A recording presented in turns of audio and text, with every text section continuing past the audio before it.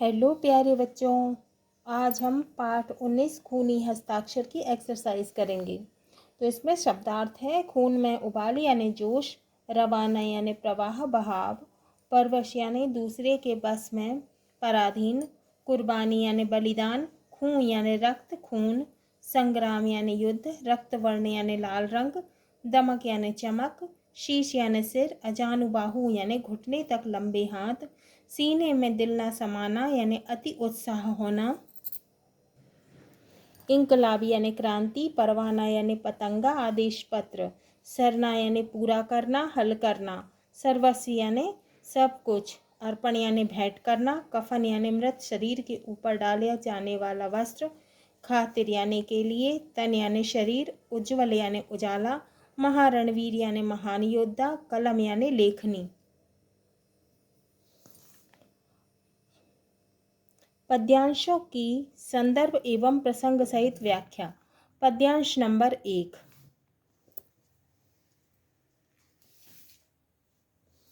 वह खून कहो किस मतलब का जिसमें उबाल का नाम नहीं, वह खून कहो किस मतलब का आ सके देश के काम नहीं, वह खून कहो किस मतलब का जिसमें जीवन न रवानी है, जो परवश होकर बहता है वह खून नहीं है पानी है। संदर्भ। प्रस्तुत पद्यांश हमारी पाठ्य पुस्तक भाषा भारती की खूनी हस्ताक्षर नामक कविता से अवतरित है। इसके रचयिता डॉक्टर गोपाल प्रसाद व्यास हैं। प्रसंग। प्रस्तुत पद्यांश में कवि ने देश के नवयुवकों में जोश भरने का प्रयास किया है। तो इस कविता में कवि ने नवयुवकों में जोश भरने का प्रयास किया है। व्याख्या। कवि कहते हैं कि हे नवयुवकों, ये तुम्हारे शरीर में जो खून दौड़ रहा है, माने तुम्हारे शरीर में जो खून बह रहा है वह किस काम का है। तो कवि कहते हैं वह किस काम का है जिसमें स्वतंत्रता के लिए कोई जोश नहीं है। ऐसा खून किस काम का जो देश को स्वतंत्र बनाने में काम नहीं आए। वह खून व्यर्थ है यानी बेकार है। वह खून बेकार है जिसमें देश प्रेम की भावना में गति उत्पन्न नहीं होती है। यह जीवन भी मृतक के समान है यानी मरे हुए के समान है। ऐसा खून जो पराधीनता में रहता है यानी दूसरों के अधीन रहता है, वह वास्तव में खून नहीं है, खून के रूप में पानी है। पद्यांश नंबर 2। उस दिन लोगों ने सही सही खून की कीमत पहचानी थी, जिस दिन सुभाष ने बर्मा में मांगी उनसे कुर्बानी थी। बोले स्वतंत्रता की खातिर बलिदान तुम्हें करना होगा, तुम बहुत जी चुके हो जग में लेकिन आगे मरना होगा। संदर्भ। पूर्ववत माने पहले जैसा है। प्रसंग। प्रस्तुत पद्यांश में कवि ने कहा है कि सुभाष चंद्र बोस ने अपना जीवन आज़ादी प्राप्त करने के लिए त्याग करने को कहा है। किससे कहा है? नवयुवकों से कहा है। नवयुवकों से कहा है। व्याख्या। कवि कहते हैं कि लोगों को सही अर्थों में अपने खून का वास्तविक मूल्य उसी दिन ज्ञात हुआ था जिस दिन बर्मा में नेताजी ने अपने खून को ललकारा था। उन्होंने अपनी मातृभूमि की स्वतंत्रता के लिए लोगों से त्याग करने की अपेक्षा की थी और कहा था कि तुम इन गुलामी की जंजीरों से जकड़े बहुत जी चुके हो, तुम्हें अब इन बंधनों को तोड़ना होगा, चाहे इसके लिए अपने प्राणों की आहुति ही क्यों ना देना पड़े, चाहे तुम्हें अपने प्राणों को ही बलिदान क्यों ना करना पड़े। पद्यांश नंबर 3। आज़ादी के चरणों में जयमाल चढ़ाई जाएगी, वह सुनो तुम्हारे शीशों के फूलों से गूंथी जाएगी। आज़ादी का संग्राम कहीं पैसे पर खेला जाता है, यह शीश कटाने का सौदा नंगे सर झेला जाता है। संदर्भ। पूर्ववत है यानी पहले जैसा है। प्रसंग। प्रस्तुत पद्यांश में कवि ने आज़ादी को प्राप्त करने के मार्ग में आने वाली कठिनाइयों को बताया है। व्याख्या। कवि कहते हैं कि हे देशवासियों, स्वतंत्रता प्राप्ति पर भारत माता के चरणों में जो विजय माला चढ़ाई जाएगी वह कोई साधारण माला नहीं होगी। उसमें तुम्हारे शीश रूपी फूल गूंथे हुए होंगे। देश को स्वतंत्र कराने की लड़ाई कभी भी पैसों से नहीं लड़ी जाती, उसमें तो बहुमूल्य जानें कुर्बान करनी पड़ती है। स्वतंत्रता संग्राम में असंख्य देशभक्तों को हंसते हंसते अपने सिर कटवाने पड़ते हैं, कई प्रकार के कष्ट सहन करना पड़ते हैं। जो अपने सिर पर कफन बांधकर अपने उद्देश्य की पूर्ति के लिए निकल पड़ते हैं, सफलता उन्हीं के कदम चूमती है। पद्यांश नंबर 4। आज़ादी का इतिहास कहीं काली स्याही लिख पाती है, इसके लिखने के लिए खून की नदी बहाई जाती। यूं कहते कहते वक्ता की आंखों में खून उतर आया, मुख रक्त वर्ण को दमक उठा, दमकी उनकी रक्तिम काया। तो पद्यांश नंबर 4 का संदर्भ पूर्ववत है, पहले जैसा है। प्रसंग। प्रस्तुत पद्यांश में कवि ने आज़ादी के लिए अपना सर्वस्व माने सब कुछ न्यौछावर करने का आह्वान किया है। व्याख्या। कवि कहते हैं कि सुभाष चंद्र बोस युवकों को ललकारते हुए कहते हैं कि आज़ादी का इतिहास आम सफ़ेद कागज़ों पर साधारण काली स्याही से नहीं लिखा जाता है। इसके लिए आज़ादी के दीवानी को स्वयं के खून की नदी बहानी पड़ती है। युवकों को इस प्रकार ऊर्जा युक्त संबोधित करते हुए नेताजी की आंखों का रंग लाल हो गया। ऐसा प्रतीत हो रहा था मानो उनकी आंखों में खून छलछला आया हो। उनका चेहरा खून के समान लाल रंग का हो उठा और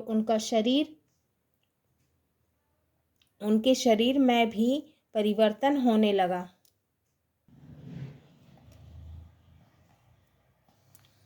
पद्यांश नंबर 5।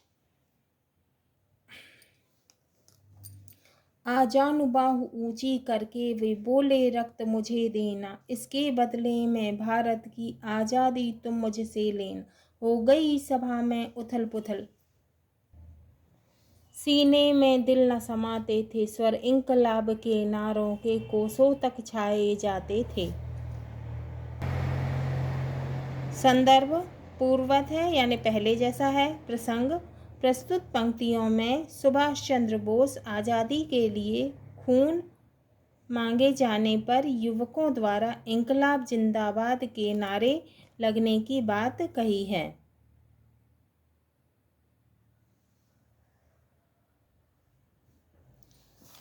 व्याख्या।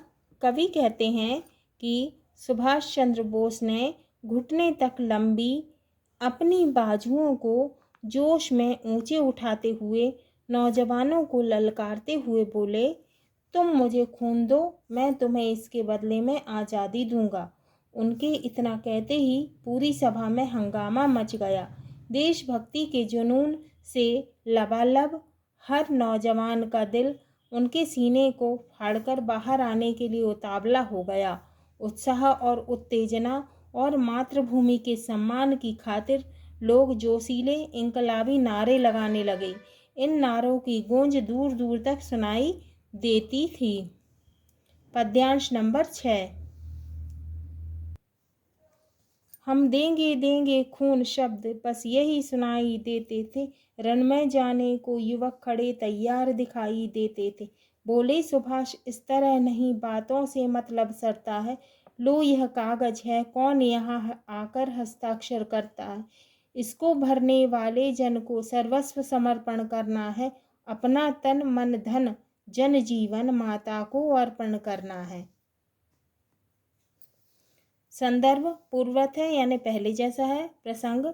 प्रस्तुत पद्यांश में कवि ने बताया है सुभाष चंद्र बोस की ललकार के प्रत्युत्तर में माने ललकार के उत्तर में नौजवान अपना सर्वस्व माने सब कुछ न्यौछावर करने को तत्पर माने तैयार हो उठे हैं। व्याख्या, कवि कहते हैं कि देशभक्ति का तूफान अपनी चरम सीमा पर था। सुभाष चंद्र बोस की ललकार सुनकर भारत माता के सपूत न सिर्फ अपना लहू माने खून देने के लिए आतुर थे माने तैयार हो उठे बल्कि लड़ाई के मैदान में जाने के लिए भी उनमें होड़ थी। उनकी और उनकी ओर खाली कागज बढ़ाते हुए उस पर हस्ताक्षर करने को कहा। उनके अनुसार देशभक्ति की कोरी बातों से आज़ादी की लड़ाई नहीं लड़ी जा सकती थी।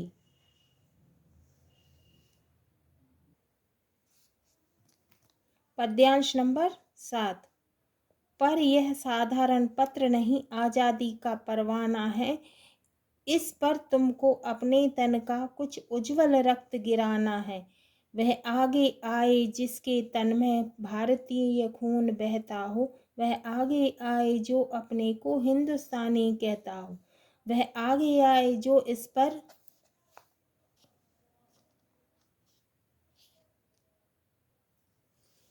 खूनी हस्ताक्षर देता हो। मैं कफन बढ़ाता हूँ, आए जो इसको हंसकर लेता हो।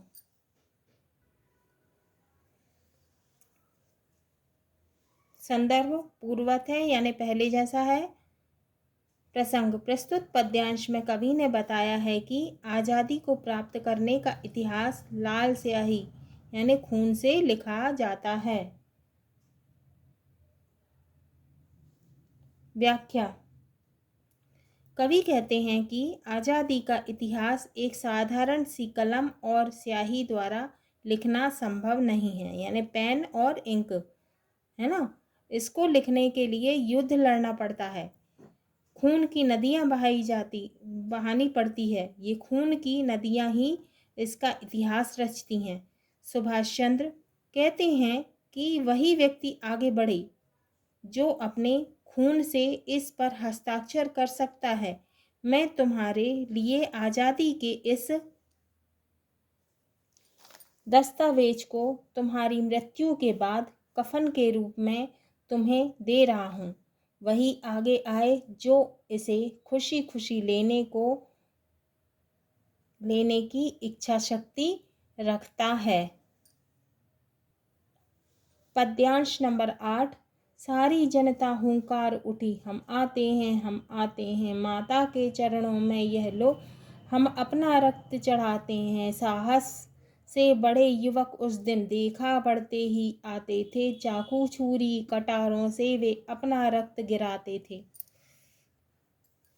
संदर्भ पूर्ववत है यानी पहले जैसा है। प्रसंग, प्रस्तुत पद्यांश में सुभाष बाबू के आह्वान पर भारतीय युवक आज़ादी की जंग के लिए तैयार हो गए थे। व्याख्या, कवि कहते हैं कि सुभाष चंद्र बोस ने जब आज़ादी के लिए युवकों को खूनी हस्ताक्षर करने का आह्वान किया तो सारी जनता देश प्रेम के जोश में भरकर चिल्लाने लगी कि हम देश के लिए आगे आते हैं और माता के चरणों में अपना खून चढ़ाते हैं। सभी युवक बड़ी हिम्मत से आगे बढ़ते आ रहे हैं या थे। उनके हाथों में चाकू छुरी और कटारें थीं। उससे वे अपने शरीर में से खून की बूंद निकाल रहे थे। पद्यांश नंबर 9। फिर उसी रक्त की स्याही में वे अपनी कलम डुबाते थे, आज़ादी के परवाने पर हस्ताक्षर करते जाते थे। उस दिन तारों ने देखा था हिंदुस्तानी विश्वास नया, जब लिखा महारणवीरों ने खून से अपना इतिहास नया। संदर्भ पूर्ववत है यानी पहले जैसा है। प्रसंग, कवि के अनुसार आज़ादी के दीवाने युवकों का उत्साह देखते ही बनता था। व्याख्या, कवि कहते हैं कि सभी युवक अपना खून निकालकर आज़ादी के दस्तावेज पर उसी खून में अपनी कलम डुबोकर हस्ताक्षर कर रहे थे। उस दिन इस बात को देखने वाले आकाश में खिले हुए तारे इसका प्रमाण हैं। वे देख रहे थे कि भारतीय युवकों में अपने देश की आज़ादी के लिए कितना उत्साह भर गया है। उन लोगों के विश्वास को उन्होंने देखा कि किस प्रकार भारतीय वीरों ने आज़ादी के दस्तावेज़ों पर अपने खून के हस्ताक्षर किए थे। वे तारे आज भी इस कहानी को दोहरा रहे हैं। अभ्यास प्रश्न। प्रश्न नंबर 1, सही विकल्प चुनकर लिखिए। क, तुम मुझे खून दो मैं तुम्हें आज़ादी दूंगा, यह नारा था किसका था? यह नारा उत्तर है सुभाष चंद्र बोस का। ख, आज़ादी के परवाने पर नवयुवकों ने हस्ताक्षर किए थे, किससे हस्ताक्षर किए थे? उत्तर आएगा रक्त की स्याही से, माने खून से। ग, आज़ादी के परवाने पर हस्ताक्षर होने के बाद तारों ने देखा, क्या देखा था? उत्तर है हिंदुस्तानी विश्वास। प्रश्न 2, रिक्त स्थानों की पूर्ति कीजिए।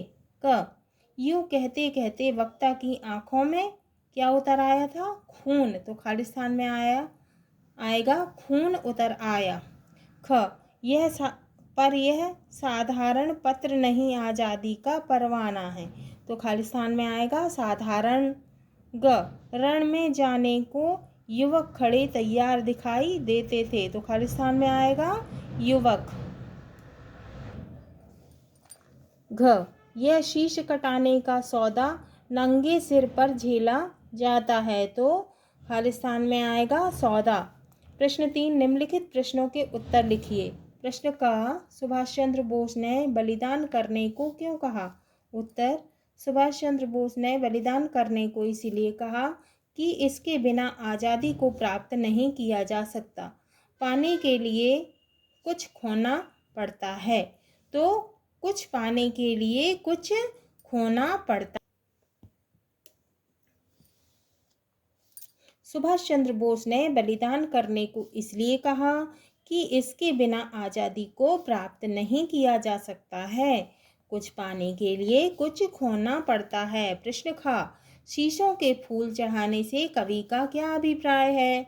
उत्तर, शीशों के फूल चढ़ाने से कवि का आशय है देश हित में अपने प्राणों को न्यौछावर करना, माने बलिदान करना। प्रश्न का, खून को पानी के समान कब कहा जाता है? उत्तर, जब खून में उबाल नहीं होता, जोश नहीं होता, परवश बहता है, तब उस खून को पानी के समान सामान्य कहा जाता है। प्रश्न 3, प्रश्न इंग, आज़ादी का परवाना किसे कहा गया है? उत्तर, आज़ादी का परवाना उन नवयुवकों को कहा गया है जो स्वाधीनता की प्राप्ति के लिए बलिदान करने के इच्छुक हों। प्रश्न 4, खूनी हस्ताक्षर से कवि का क्या आशय है? उत्तर, खूनी हस्ताक्षर से कवि का आशय है देश के लिए रक्त बहाने के लिए इच्छुक नवयुवकों से है। प्रश्न 6, सुभाष चंद्र बोस के नारे का युवकों पर क्या प्रभाव पड़ा? उत्तर, सुभाष चंद्र बोस के नारे का नवयुवकों पर यह प्रभाव पड़ा कि उनमें जोश व होश आ गया। वे स्वाधीनता प्राप्त करने के लिए बलिदान होने के लिए तैयार हो गए, माने अपने को स्वतंत्रता दिलाने के लिए, अपने को बलिदान करने के लिए नवयुवक तैयार हो गए। प्रश्न 4, निम्नलिखित पंक्तियों के भाव स्पष्ट कीजिए। क, आज़ादी के चरणों में जयमाल चढ़ाई जाएगी, वह सुनो तुम्हारे शीशों के फूलों से गूंथी जाएगी। भावार्थ, कवि कहते हैं कि हे देशवासियों, स्वतंत्रता प्राप्ति पर भारत माता के चरणों में जो विजय माला चढ़ाई जाएगी वह कोई साधारण माला नहीं होगी, उसमें तुम्हारे शीश रूपी फूल गुथे हुए होंगे। ख, सारी जनता हुंकार उठी, हम आते हैं, हम आते हैं, माता के चरणों में यह लो हम अपना रक्त चढ़ाते हैं। भावार्थ, कवि कहते हैं कि सुभाष चंद्र बोस ने जब आज़ादी के लिए युवकों को खूनी हस्ताक्षर करने का आह्वान किया तो सारी जनता देश प्रेम के जोश से भरकर चिल्लाने लगी, कि हम देश के लिए आगे आते हैं और माता के चरणों में अपना खून चढ़ाते हैं। भाषा की बात। प्रश्न 1 शुद्ध उच्चारण कीजिए। उत्तर स्वतंत्रता, स्याही, रक्तिम, इंकलाब, हस्ताक्षर। प्रश्न 2 निम्नलिखित शब्दों के दो दो पर्यायवाची शब्द लिखिए। उत्तर दिए गए शब्द पर्यायवाची शब्द। पहला है पानी, पानी का पर्यायवाची है जल और नीर। दूसरा है फूल, फूल का पर्यायवाची है पुष्प और कुसुम। तीसरा धन, धन का पर्यायवाची है संपत्ति और लक्ष्मी। चौथा माता, माता का पर्यायवाची है माँ और जननी। अब प्रश्न 2 विलोम शब्द लिखिए। उत्तर दिए गए शब्द विलोम शब्द। स्वतंत्रता का विलोम है परतंत्रता, सही का विलोम है गलत, काला का विलोम है सफ़ेद, जीवन का विलोम है मरण, विश्वास का विलोम है अविश्वास। सही जोड़ी बनाइए। खून। उत्तर खून, रक्त, कुर्बानी, बलिदान, आज़ादी, स्वतंत्रता, कलम, लेखनी, रवानी, प्रवाह, गतिशीलता। प्रश्न 5 निम्नलिखित मुहावरों का वाक्यों में प्रयोग कीजिए। उत्तर खून में उबाल आना यानी जोश पैदा होना। प्रयोग अत्याचारों को देखकर सच्चे इंसान के खून में उबाल आना स्वाभाविक है। दूसरा शीश कटाना यानी समर्पण करना। प्रयोग वीर पुरुष शीश कटाने को तैयार रहते हैं। तीसरा खून की नदी बहाना यानी कठोर निर्णय लेना। प्रयोग राष्ट्र की रक्षा के लिए हम खून की नदी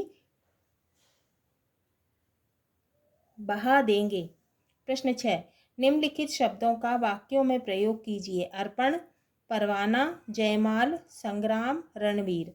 उत्तर अर्पण, हम ईश्वर के चरणों में अपना सर्वस्व अर्पण कर देंगे, माने सब कुछ न्यौछावर कर देंगे। परवाना यानी परवाने। वाक्य में प्रयोग है परवाने राष्ट्र की रक्षा के में तत्पर रहते हैं, माने लगे रहते हैं। जयमाला, वीरों के गले में जयमाला शोभा देती है। संग्राम, स्वतंत्रता संग्राम में अनेक वीर शहीद हो गए। रणवीर, नवयुवकों को रणवीर और प्रणवीर होना चाहिए। अति लघु उत्तरीय प्रश्न। प्रश्न 1 यूं कहते कहते वक्ता की आंखों में खून उतर आया पंक्ति में आए मुहावरे को खोजकर लिखिए। तो उत्तर है आंखों में खून उतर आना। प्रश्न 2 खून पानी क्यों हो जाता है। उत्तर जिस खून में उबाल ना हो, जोश ना हो, वह खून पानी के समान है। प्रश्न 3 नवयुवकों ने खूनी हस्ताक्षर किस पर किए थे। उत्तर देश की स्वतंत्रता के घोषणा पत्र पर खूनी हस्ताक्षर किए थे। प्रश्न निम्नलिखित भावार्थ कविता की किन पंक्तियों से मिल रहे हैं, उन्हें कविता में खोजकर लिखिए। सभा में उथल पुथल हो गई, लोग और इंकलाब के नारे लगाने लगे जो बहुत दूर तक सुनाई देते थे। उत्तर हो सभा में उथल पुथल, सीने में दिल न समाते थे, स्वर इंकलाब के नारों के कोसों तक छा जाते थे। हो गई सभा में उथल पुथल, सीने में दिल न समाते थे, स्वर इंकलाब के नारों के कोसों तक छा जाते थे, गूंजे जाते थे। निम्नलिखित शब्दों को ध्यानपूर्वक पढ़िए। कर्म, धर्म, कर्म, प्रकाश, द्रव, ग्रह, राष्ट्र। इन सभी शब्दों में रा की ध्वनि है जो अलग अलग रूपों में लिखी गई है। कर्म व धर्म शब्दों में रा का संकेत वर्ण के ऊपर ये रेफ है, इसे रेफ कहते हैं। यह रा की आधी ध्वनि का प्रतीक है, अर्थात स्वर रहित रा है।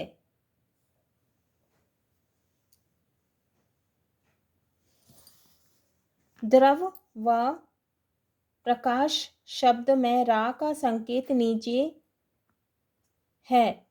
इस रकार इसे रकार कहते हैं। यह रा की पूर्ण ध्वनि का प्रतीक है, अर्थात स्वर रहित रा है। जैसे पा में नीचे रा लगा हुआ है, दा में नीचे रा लगा हुआ है, तो ये रा का प्रतीक है।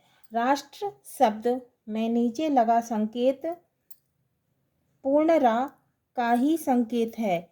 तो ट्र इसमें ये रा लगा हुआ है, यह पूर्ण है यानी पूरा है, पूरा रा का संकेत है। किंतु वर्ण में गोलाई होने से नीचे संकेत द्वारा व्यक्त किया गया है। विशेष पृथ्वी व कृपा शब्द में वर्ण के नीचे लगा संकेत री की आदि ध्वनि का प्रतीक है, रा का नहीं। ये नीचे री, पृथ्वी, तो ये री का संकेत है। तो ये हमारा पाठ 19 खूनी हस्ताक्षर पूरा हुआ।